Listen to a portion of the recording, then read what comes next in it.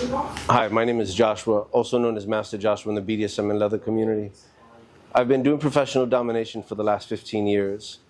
I was recently invited to speak as the keynote speaker by Dr. Yulinda Renee Rachman, founder of the Kink Professional Standards Alliance. In my journey, I've discovered kink as a healing practice, and that's what the keynote's about. Why kink as a healing practice? When most people hear kink, they think of performance. They think of ropes, toys, impact play. But for me, kink is not performance. It's a practice of humanity. It's a mirror that reflects how we connect, how we communicate, and how we heal. My journey into this work didn't begin as an educator. It began as a man trying to understand himself. I entered kink seeking control, trying to master my body, my emotions, my life. What I found instead was that the real power didn't come from dominance. It came from vulnerability. The moment when someone trusted me enough to hand over their truth. That moment of being seen and trusted changed me. I learned that validation is where healing begins. When someone shares their shame, their desires, their fears, and you meet them with acceptance instead of judgment, you can see the shift happen. Their shoulders drop, their breathing slows down, and they realize, I'm not broken. I'd challenge you to think of a time someone simply accepted your truth without judgment. And how did that change you? Leather principles are my foundation.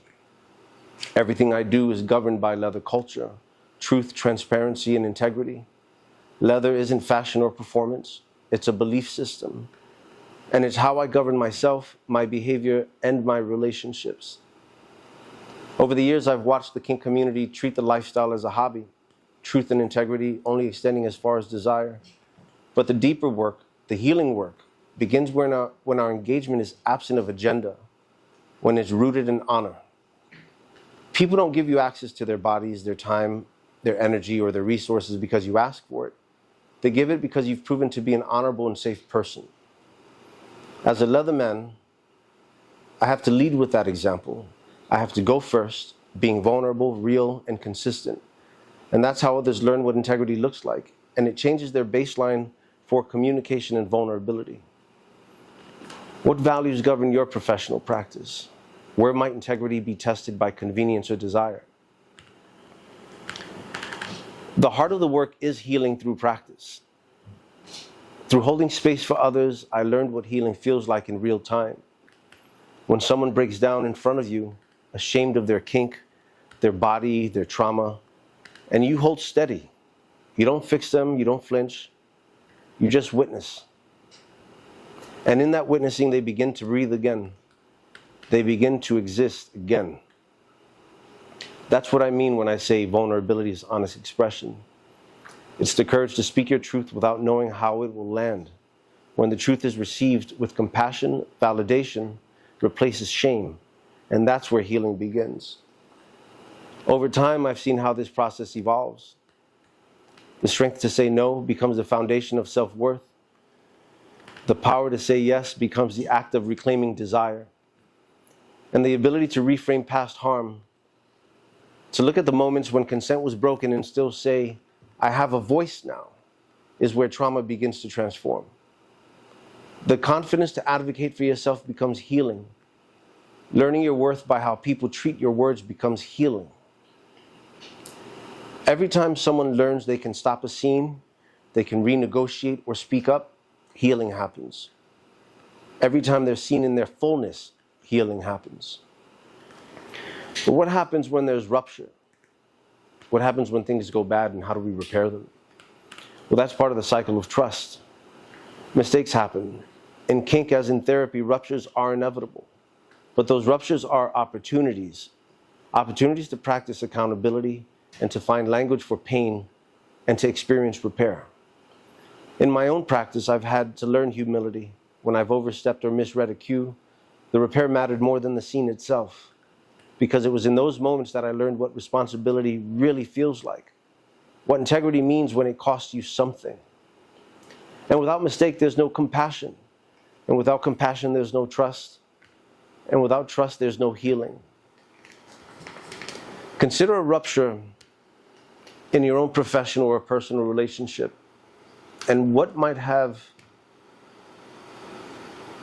real repair look like? Authentic repair. Now comes the intersectionality of it. Who gets to heal? Not everyone's path to healing is equal. Barriers of stigma, racism, ableism, ageism, gender bias shape who feels safe in our spaces. For me, as a Latino man whose name was often judged before I even entered the room, healing meant sacrificing comfort, being the only one who looked like me, being too much in one circle and not enough in another. I learned that growth often means suffering first, and that discomfort itself can be the teacher.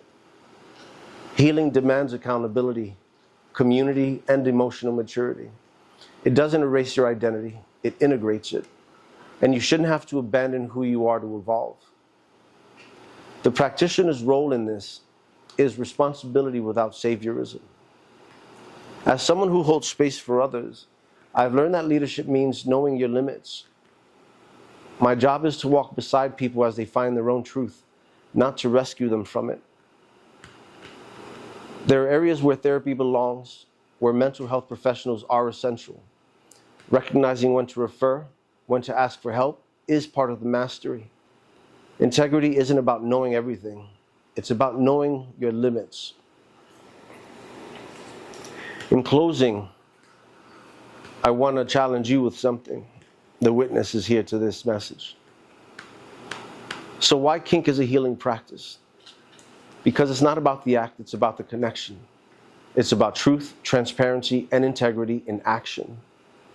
It's about the courage to witness and to be witnessed, to honor consent not as a rule, but as a living expression of self-worth.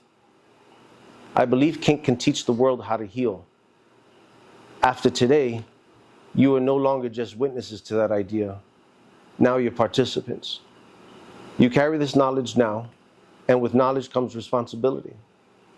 The responsibility to create spaces where people can be vulnerable without shame. The responsibility to listen without judgment and to repair with integrity and to affirm others in their search for self. The responsibility to help people find their healing through connection and not correction.